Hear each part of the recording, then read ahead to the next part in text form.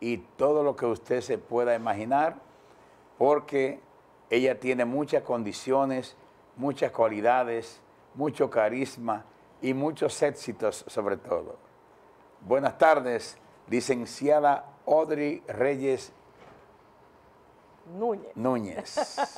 Muy buenas tardes, Facenda. Qué placer estar compartiendo en tu espacio y con tu teleaudiencia. A mí me gustaría, antes de, porque nos une una amistad de muchos años, Sí. Aunque tú eres bastante joven, por cierto. Más o menos. Lo que pasa es que a mí me dicen que, ¿por qué Navidad con Facenda tiene 40 años? La persistencia. Y que yo no aparento, pero a mí me es indiferente. Yo sé que cumplí muchos años, no le paro bola a eso. Comenzaste joven. Sí, es la verdad. Muy joven. Pero, nada, el tiempo es así. Sí. Antes de hablar de ese tema que yo como abogado particularmente lo veo muy interesante, me gustaría que tú nos cuentes algo de tu historia, cómo llegaste al derecho, cómo llegaste a sentir que te gustaba esa rama del derecho. Bueno, a veces cuando uno decide tomar una carrera profesional, regularmente es muy joven. Entonces, lo que lo lleva a uno es la pasión, ese impulso que uno tiene interiormente hacia determinado talento, hacia determinadas habilidades. Entonces, como yo siempre he tenido habilidades lingüísticas, me gusta discutir, me gusta debatir los temas hasta donde más se pueda. Entonces, yo pienso que eso me fue llevando hacia el área del habla, ¿verdad? Y ya cuando llegó el momento de decidir, pues el derecho fue la opción final, porque siempre tuve la posibilidad, el deseo de hacer comunicación social, pero eso se me complicó un poco. Entonces, entre la comunicación social y el derecho, pues terminé eligiendo el derecho y fue para mí una elección muy satisfactoria porque me trajo muchas cosas buenas a mi vida, me ha permitido desarrollarme como profesional y sobre todas las cosas ha podido traer satisfacción a mi persona porque ha llenado esa necesidad de debatir, de defender, de ejercer esa tutela hacia las personas y eso ha sido bastante satisfactorio en mi vida. ¿Qué diferencia tú has sentido? Esa mujer profesional como jueza. Ex jueza ya. Sí, pero me refiero sí. a ese pasado reciente. Sí. A la abogada. Bueno, de jueza a abogada. Estoy en ese proceso de hacer ese pequeño cambio, porque lo estoy viendo como un pequeño cambio, porque como quiera estoy dentro de lo que es la justicia, solo que desde una barra diferente. Siempre que la persona ejerce la función de juez, no deja de ser abogado o abogada. Entonces, esa pasión que mueve al abogado porque se haga justicia, porque se cumpla el derecho, porque se respete, pues también se vive desde lo que es el ejercicio pleno de la abogacía. Esa llama que tú tienes dentro de ti, cuando tú sabes que una persona está pasando por una circunstancia que le está violentando sus derechos, ese deseo de tú poder apoyarlo a que él logre que su derecho sea tutelado, realmente es una pasión que yo también estoy comenzando a vivirla dentro de esta nueva etapa de mi vida. Y evidentemente que como jueza, cuando estuve en esas funciones también la disfruté desde un punto de vista dentro del debate del proceso más silente, o sea, menos intensa. Menos intensa porque ahí tú estás escuchando a todo el mundo, tranquilo. Claro, llega un momento, yo en mi ejercicio, como soy una persona muy expresiva, regularmente yo hablaba, bueno, vamos a hacer esto, cálmense. Nosotros los abogados. Me mantenía lo más auténtica posible. Nosotros los abogados, cuando estamos en el estrado, que estamos observando uno con ese desbordamiento, esa intensidad, y el juez, esa llama, y el juez tranquilo. Y el juez tranquilo. Quizás hablando algo. No, no, no, jamás. En mi caso, como yo era unipersonal, siempre, siempre atenta. Una de las cosas que ahora lo voy a confesar, que fue una experiencia que yo vivía, era cuando estaba en medio de de dos abogados muy efusivos, que uno mantiene un punto, el otro mantiene el otro, y yo nada más decía dentro de mí, y yo en el medio, Dios mío, de esta gente.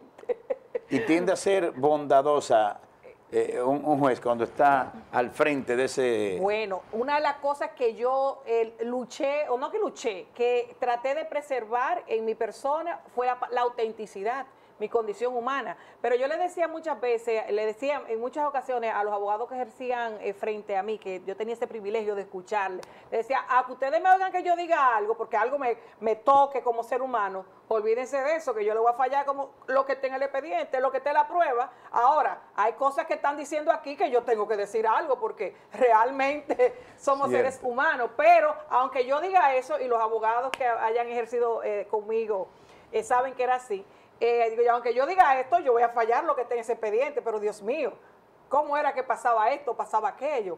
Pero realmente ser juez o jueza, en mi caso, para mí es un privilegio que yo nunca me lo merecí. ¿No te sentiste, pero un privilegio maravilloso. ¿No te sentiste alguna vez acorralada? Acorralada nunca. Ni acorralada, ni nada de eso. Al contrario, yo siempre fui independiente y salí por eso mismo. Pues porque soy un alma libre, nunca acorralada, y además porque, ¿cómo te digo? Siempre tuve, aparte de que en el Poder Judicial da mucha ¿cómo se llama esta? Mucha instrucción a los jueces, muchos cursos que mantienen al juez actualizado, también uno de manera particular pues trabaja en su crecimiento personal, así que uno tiene que, o yo, trabajé mucho en mi crecimiento personal y procuré siempre mantener mi mente abierta. ¿Es el derecho laboral igual que cualquier otro derecho? Es el mejor derecho que existe. Sobre todo para que los civilistas me maten. Es el mejor derecho que existe. Trípode de desarrollo, salud, educación y trabajo. Y si tú quieres, guárdame la educación un chin. Es el menos castigado. Bueno, sí es posible. Menos presión para el juez. No hay menos presión para el juez. Permíteme sonreír. Comparándolo con lo penal. No hay desarrollo sin trabajo. No hay desarrollo sin trabajo. Si tenemos acceso a una salud adecuada, que a través de una buena alimentación, y tenemos acceso al trabajo, podemos enganchar hacia una educación excelente. Lo ideal es salud, educación y trabajo, pero cuando la persona no puede lograr esa educación plena a un nivel superior importante, si logra por lo menos un desarrollo técnico, eso le va a servir para ir escalando, ir desarrollando sus habilidades, destrezas y capacidades. Para mí, el derecho al trabajo fue el mayor regalo que Dios pudo haberme dado. Si volviera a ser juez, ¿te gustaría ser juez en esa materia? Bueno, claro que sí, pero yo no creo que vuelva a ser jueza, ¿no? No te gustaría. No, porque ya yo duré 22 años,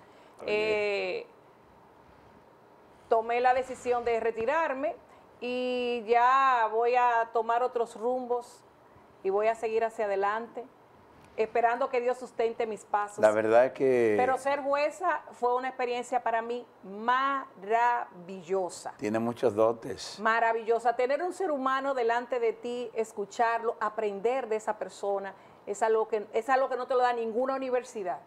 Ninguna universidad. Entonces yo tuve ese privilegio de desarrollarme desde muy joven.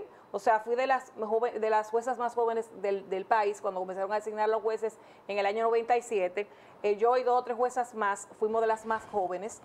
Y tomar ese puesto con tanta juventud y poderlo desarrollar durante tantos años, escuchar tantas personas, ver tantos profesionales con buena base, pues evidentemente es una experiencia irrepetible para mí. Okay.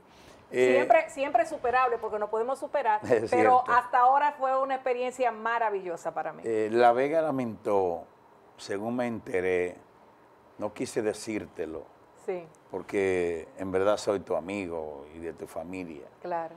Que tú tomaste esa decisión de retirarte tan joven y de ese lugar tan especial? Sí, pero mi carta de renuncia expresa claramente cuáles fueron los motivos.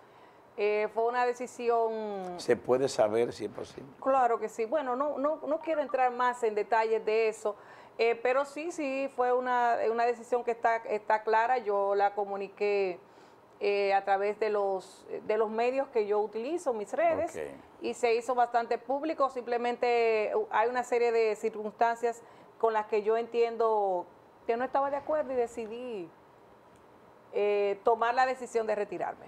Mira, ya entrando en materia, este es un derecho complejo a la vez. Sí. Complejo, porque hay muchos intereses dentro de él.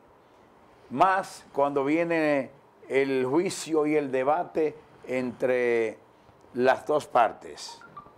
Cuando va a determinar la ruptura de un contrato o poner fin a esa ruptura del contrato de trabajo, ¿qué puede ocurrir? ¿Cómo se puede dar? ¿Cómo se da la ruptura del contrato de trabajo? Bien, la ruptura del contrato de trabajo se puede dar por diferentes causales, pero hay un detalle importante antes de decir las causales que yo quiero afinar contigo. ¿Cuándo se produce la ruptura del contrato de trabajo? La ruptura del contrato de trabajo se produce cuando una de las partes se entera que la otra puso fin al contrato de trabajo en ese momento específico, que sabe por qué y cuándo ocurrió eso. O sea, no es que se rompió el contrato porque yo no sabía, que yo no me había enterado, no. En el momento que la parte contraria se entera, en ese momento se produce la ruptura del contrato de trabajo. ¿Por cuáles causales? Puede producirse por el despido, puede producirse por la dimisión, puede producirse por el desahucio, puede producirse por una causa de fuerza mayor, puede producirse por el mutuo acuerdo, ¿ok? Entonces, las más comunes y las causales más comunes son el desahucio, el despido y la dimisión. Dependiendo de quién lo ejerza, bueno, entonces sería desde el punto de vista del despido, el despido solo lo puede ejercer el empleador, ¿ok?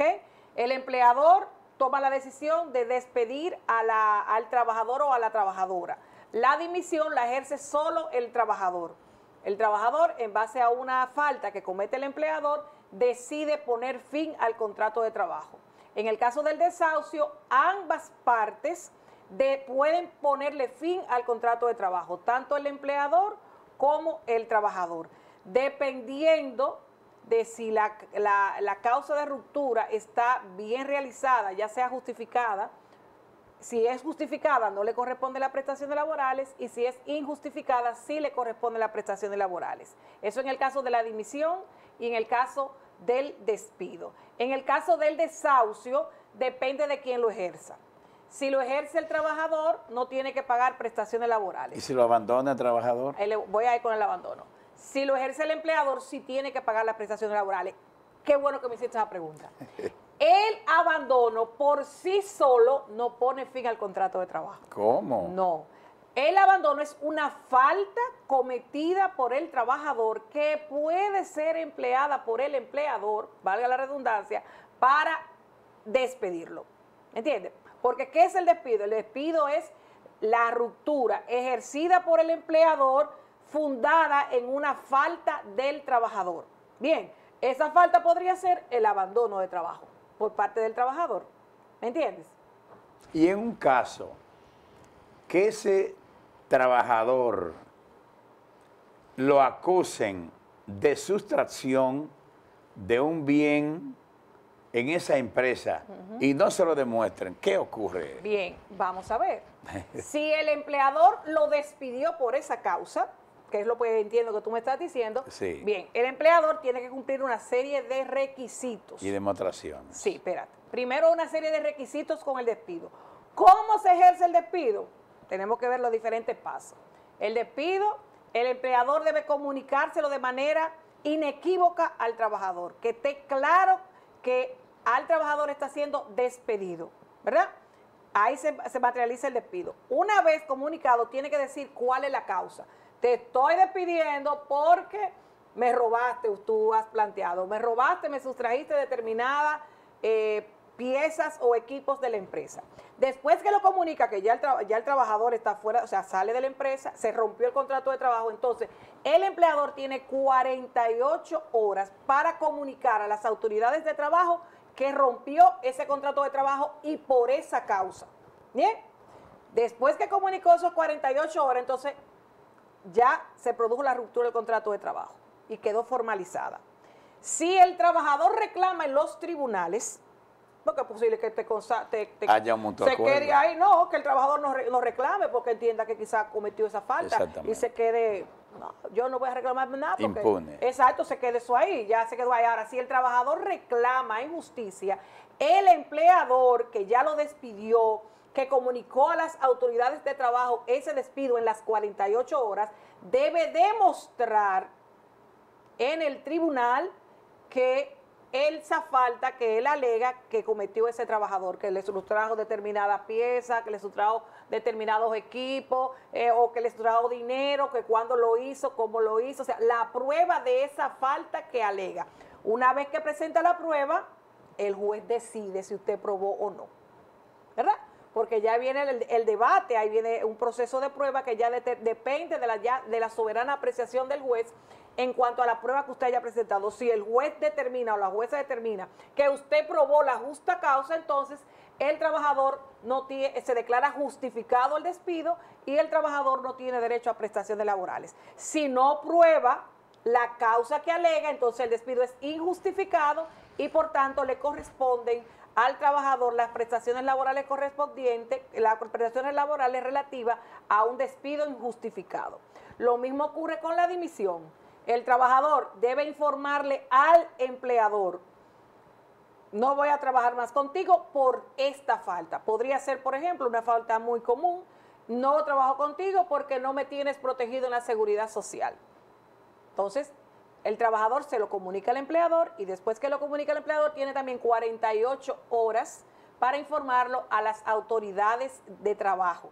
Después que tiene esas 48 horas, entonces puede proceder a realizar los reclamos del lugar por ante los tribunales laborales. También, como el empleador, tiene que probar esa causa que alega. Pero, ¿qué pasa con la dimisión? Pasa con la dimisión que la mayoría de causales que se pueden utilizar como fundamento para la dimisión están vinculadas a obligaciones que corresponden al empleador. Entonces, aunque el trabajador tiene la carga de probar la justa causa, termina siendo la carga del empleador. ¿Por qué? Porque, por ejemplo, si alega que no estaba inscrito en la seguridad social, eso es una obligación del empleador y el empleador tiene que demostrar que lo tenía inscrito. ¿Qué ocurre ahí cuando no está inscrito? Si no está inscrito, entonces la seguridad social, la dimisión es justificada. Y en consecuencia le corresponde la prestación laborales.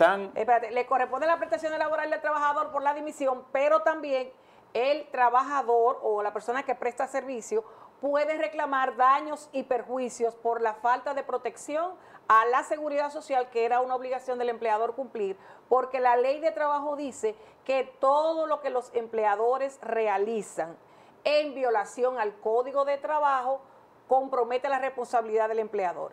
Y una de las disposiciones del Código de Trabajo, que es el artículo 728, dispone que el empleador tiene que cumplir con todas las leyes relativas a la seguridad social. Y en el reporte, a veces un empleado gana una cantidad X y le están reportando un 25%. Muy bien. Eso es una falta también a la Ley de Seguridad Social, porque la Ley de Seguridad Social establece un porcentaje específico sobre el salario. No puede ser sobre menos salario, sino sobre el salario real que devenga el trabajador. Eso es una violación también a la Ley de Seguridad Social y constituye una de las faltas, una falta muy grave desde el punto de vista de la realidad. ¿Por qué? Porque si vamos a hacer un supuesto que usted gane 25,000, 50,000, 75,000 pesos, pero nada más le reportan a la Seguridad Social por 10,000 pesos. Usted está dejando de aportar el valor correspondiente a lo que usted está ganando y al nivel de vida que usted tiene para su pensión. para la pensión que a usted le corresponde. Si usted está ganando 50,000, 75,000 pesos y está reportando a la Seguridad Social solo por 10,000, entonces cuando llegue el momento de la pensión, usted no va a tener el acceso al nivel de pensión que a usted le debería de corresponder. ¿Qué haría entonces el empleado en ese caso? Bueno, puede reclamar también en daños y perjuicios por violación a ese Aquí aspecto. hay gente que está cometiendo muchos errores. Sí, hay muchas, aunque hemos avanzado mucho, hay que decirlo, hemos avanzado mucho a nivel de la seguridad social, todavía existen algunas personas que por desconocimiento regularmente, pues no cumplen con la ley, pero aportar a la seguridad social de conformidad al salario que devenga el trabajador es lo correcto, además de que se traduce en un beneficio general para el país. Cuando un empleador tiene un grupo de personas prestándole servicio y, por ejemplo, no reporta a la seguridad social, supóngase usted personas que duran 5, 6, 7, 8, póngale que duren 15 años en una empresa y nunca reportaron a la seguridad social. ¿Qué significa eso? Que esa persona se va a ir fácilmente a un estado de indigencia cuando esté a una edad más avanzada. ¿Y qué significa eso? Una carga para el Estado. Cuando real y efectivamente esa persona en su vida productiva, en su edad productiva, estuvo trabajando, generando riqueza, sin embargo, no hizo el ahorro correspondiente para la seguridad social. O sea, no hay retroceso ahí. Bueno, fíjate que no, si no cotizaste a la seguridad social te va a mandar no al nivel donde tú debías estar, sino que te va a mandar al sistema subsidiado, que es el que corresponde al Estado. Mira, pero el sistema subsidiado, tú sabes que no tiene la misma calidad de servicio que el sistema que corresponde al contributivo, que es a la persona que están prestando servicios en empresas privadas. La gente que nos está mirando. Y empresas públicas también. La gente que nos está mirando se pregunta, la magistrada está hablando temas muy interesantes, pero en realidad, ¿qué son las prestaciones laborales? Muy bien, las prestaciones laborales. Las prestaciones laborales son una indemnización que dispone el legislador para reparar el daño que se causa cuando se rompe de manera injustificada un contrato de trabajo. Tú sabes que cuando a ti te causan un daño, hay que reparártelo, ¿verdad que sí? Cierto. En materia civil, los civilistas saben que van a los tribunales y el juez o la persona que juzga determina a cuánto debe de ascender a cuánto asciende ese monto que repara el daño que a ti te causaron. Ah, que yo tuve un accidente, entonces en el accidente se perdió una pierna. Un daño y perjuicio por ese sentido, por accidente de tránsito. Entonces él lo analiza, determina, bueno, el daño que le han causado a esta persona, bueno, era una persona adulta mayor, era una persona joven, era un deportista. Entonces, vamos a ver ese daño, ¿cómo yo lo valoro? Bueno, en esta persona lo valoro en 3 millones de pesos, pero en esta lo valoro en 1 millón, ¿verdad? Entonces, esa es la apreciación para la reparación del daño. Entonces, ¿por qué digo esto? Porque en materia laboral ocurre lo mismo. Cuando se rompe un contrato de manera injustificada, se está causando un daño. Pero ¿qué ocurre en materia laboral? No es el juez que dice, bueno, en el despido de Facenda, yo voy a fijar 5 millones de pesos. Reparación del daño que le causaron a Facenda por la ruptura injustificada del despido. Pero en la ruptura del contrato de trabajo de Luis Emilio, voy a poner 3 millones de pesos. Para evitar eso, entonces la ley ha establecido las prestaciones laborales, que son una tarifa para reparar el daño, que va a depender de la cantidad de tiempo que tenga cada persona. Si tiene más de 6 meses, si tiene 3 meses, si tiene 1 año, dependiendo del tiempo, pues esa indemnización va aumentando, esa tarifa va aumentando y de esa manera hace una reparación más equitativa. ¿Por qué? Porque aunque el Código de Trabajo tiende o no tiende, está diseñado para la protección del trabajador, también en alguna medida trata de ser equilibrado. ¿Por qué? Porque figúrate tú que en una empresa que hayan 500, que hayan 1,000 trabajadores, cada uno de esos trabajadores demande y que el juez, por reparar el daño del contrato de trabajo, a cada uno le ponga 5 millones, a otro día, a otro 20, evidentemente que la empresa va a colapsar. Sin embargo, a través de las prestaciones, a través de esta tarifa, el daño se repara, pero no tiene un impacto demasiado fuerte en contra de la empresa. Cuando el empleador decide despedir a un empleado, entonces, ¿qué tendría que hacer? Bueno, como te dije ahorita, en el caso del despido, debe de comunicarlo al trabajador. Al momento de comunicarlo al trabajador, debe decir exactamente la causa por la que lo está haciendo. Una vez que lo comunica al trabajador, tiene 48 horas para comunicarlo a las autoridades de trabajo, ¿verdad? No puede pasarse de esas 48 horas, porque si se pasa de esas 48 horas sin importar la falta que se haya cometido, el despido es injustificado, así lo dispone la ley.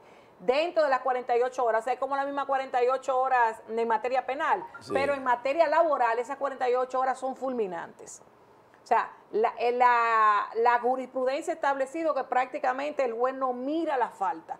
El juez primero observa si comunicaron el despido al trabajador y que lo comunicaran al Ministerio de Trabajo dentro de ese plazo. Si no lo comunicaste dentro de ese plazo, el despido es injustificado. Después que lo comunicas, si el trabajador reclama, entonces debes de probar en el tribunal la falta que cometió. Un aspecto interesante que no te señalé ahorita con relación a la falta. El empleador debe poner término al contrato de trabajo por despido respecto de una causa dentro de los 15 días en que ha ocurrido esa falta. O sea, no es que una persona hizo algo hace 3 meses y ahora usted quiere por esa falta que ocurrió hace 3 meses despedirlo. No, tiene que ponerle término dentro de los 15 días de ocurrida la falta, a menos que sea algo que haya ocurrido en el pasado y que usted se haya descubierto hoy. Por ejemplo, lo mismo que tú me dijiste. Resulta que usted tiene una persona encargada de un departamento y usted tiene más de 6 meses que no supervisa ese departamento. Llegó hoy, lo supervisa y hoy usted se entera que esa persona está cometiendo una falta, pero una falta que está ocurriendo hace 4 o 5 meses atrás, pero usted se enteró hoy. Entonces, a partir de hoy, usted tiene 15 días para ponerle término por despido en base a esa falta. Porque hay trabajadores que están dentro de la empresa, pero no están asesorados. ¿Y qué es esto? Por ejemplo, ellos se preguntarían, ¿qué es el desahucio? Ok, el desahucio, cuando hemos hablado, gracias por preguntar. El desahucio es cuando cualquiera de las dos partes, trabajadores o empleadores, ponen fin al contrato de trabajo, pero no alegan ninguna falta. No está diciendo ni que tú robaste, ni que tú hiciste tomar, ni que faltaste tal día, ni que me dejaste de pagar la seguridad social, ni que me dejaste de pagar un salario. Simplemente no podemos continuar el contrato de trabajo. ¿Por qué? ¿Por qué no? Porque ese departamento lo vamos a quitar, porque definitivamente la empresa está en proceso de reestructuración y no vamos a continuar contigo. O simplemente porque no vamos a continuar contigo. Entonces, cuando lo ejerce el empleador, debe de comunicarlo al trabajador y tiene 10 días después de comunicado para pagarle las prestaciones laborales. Y de no pagárselas. Sí. Y eso también puede darle el preaviso. Le da preaviso, mira, dentro de 14, dentro de 28 días, tu contrato va a terminar. Cuando termine el preaviso, pues el empleador tiene 10 días para pagar las prestaciones laborales, la cesantía. ¿Qué ocurre? Si el empleador no paga la cesantía y el preaviso, si no lo otorgó, dentro de los 10 días, a partir del día 11, se genera un día de salario por cada día de retardo. Un día de salario por cada día de retardo. Si usted no paga, si usted dura un año, ahí hay 365 días de salario por el retardo. Si son 2 años, 750 días o 700 y pico de días por ese tiempo, hasta que usted salde el último centavo. ¿Y si es el trabajador que quiere si el trabajador desahucia, eso regularmente le llaman la renuncia. Yo renuncio, ¿por qué? Porque no por nada. O sea, no estoy diciendo que ustedes me hicieron nada, yo estoy muy agradecida, simplemente yo me voy, porque yo me voy para los países, o voy a poner un negocito en mi casa, yo renuncio. Pero jurídicamente esa es el desahucio. Cuando lo ejerce el trabajador, no tiene que pagar cesantía, sino que tiene que pagar el preaviso solamente. Ya. Y ahí no hay penalidad del artículo 86, solamente pagar el preaviso. Ya en esta fase final, ¿puede el trabajador demandar en daños y perjuicios cuando lo votan? Sí, buena pregunta. Mira qué pasa. Recuerde, dijimos algo ahorita. Dijimos que las prestaciones son una tarifa para reparar el daño de la ruptura injustificada del contrato de trabajo. Entonces, ok, por la ruptura del contrato de trabajo, por la ruptura injustificada del contrato de trabajo, te tocan las prestaciones laborales, preaviso, cesantía y la indemnización del artículo 95. Pero ¿qué pasa? Tú dices, no, pero mira qué es lo que pasa. Ellos me estaban acusando de robo, por ejemplo, o me estaban acusando de que yo había cometido algo indebido en el taller, había tenido una conducta inadecuada en el taller, pero esa gente lo subieron a las redes, hicieron una reunión y llamaron a todo el mundo y me desconsideraron. Hicieron un uso abusivo del derecho.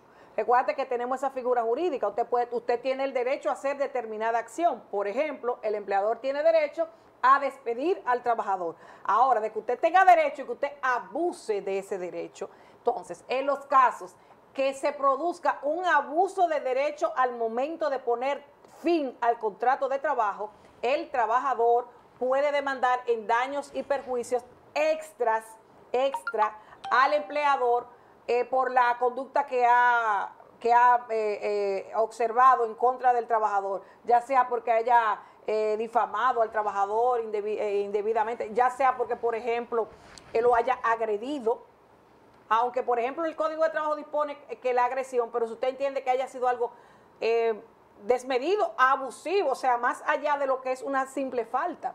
Entonces, siempre que haya un abuso de derecho en la ruptura del contrato de trabajo, se pueden reclamar daños y perjuicios. Licenciada, en su parte hemos llegado al final.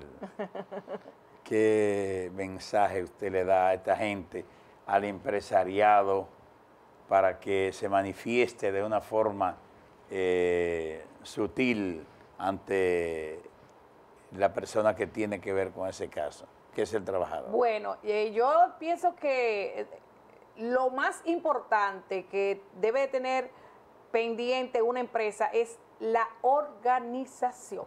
Bueno. Sin organización no hay éxito laboral ni éxito empresarial. Las empresas deben de ser organizadas, deben de tener los expedientes bien hechos de sus trabajadores, sus contratos de trabajo bien listos, las notificaciones que tienen que hacer al ministerio y cumplir con todos los requisitos que dispone el código, porque el código está diseñado para proteger al trabajador y esa protección tiene alcance constitucional, porque la Constitución dice que el legislador tiene que disponer todas las leyes que sean a favor de los trabajadores. Los trabajadores son personas que son protegidas. Entonces, para poder tener éxito en los conflictos que se puedan generar con los trabajadores, lo ideal es tener la organización correspondiente como dispone el Código de Trabajo a fin de que no tengan ningún tipo de dificultad. Que haya que inscribir en la Seguridad Social, que usted lo tenga inscrito en la Seguridad Social. Que usted tiene que pagarle su salario de Navidad, usted se lo paga y que usted tenga esa constancia debidamente archivada para cuando pase algún conflicto usted pueda hacer uso de ella. Las trabajadoras finalmente de ama de casa. Doméstica, el servicio doméstico. ¿Qué tienen derecho también? Claro que sí, las trabajadoras, las personas, porque pues pueden ser hombres o mujeres, las personas que prestan servicio en el hogar también tienen derechos. Tienen derecho a las vacaciones, al salario de Navidad, a su salario y también al descanso semanal que debe de serle otorgado a cada una de ellas. También hay un convenio, que es el convenio 168, que dispone que las personas que prestan servicio doméstico deben de tener los mismos derechos que todos los demás trabajadores del sistema. En el caso de la República Dominicana acogió ese convenio, pero no ha dictado la ley que lo haga efectivo.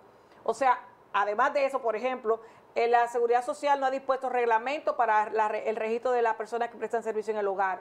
El Comité Nacional de Salario no ha establecido un salario mínimo para las personas que prestan servicio doméstico. Entonces, hace falta esa ley que empuje la transformación real y efectiva del servicio doméstico en la República Dominicana, especialmente a nivel de sus derechos. Gracias, licenciada. Las puertas de Lo Mejor de Facenda abiertas, como siempre, para que usted un día vuelva a expresar ese sentimiento profesional, gallardo y abravio. Señores, un momento para el break comercial y les vamos a dejar con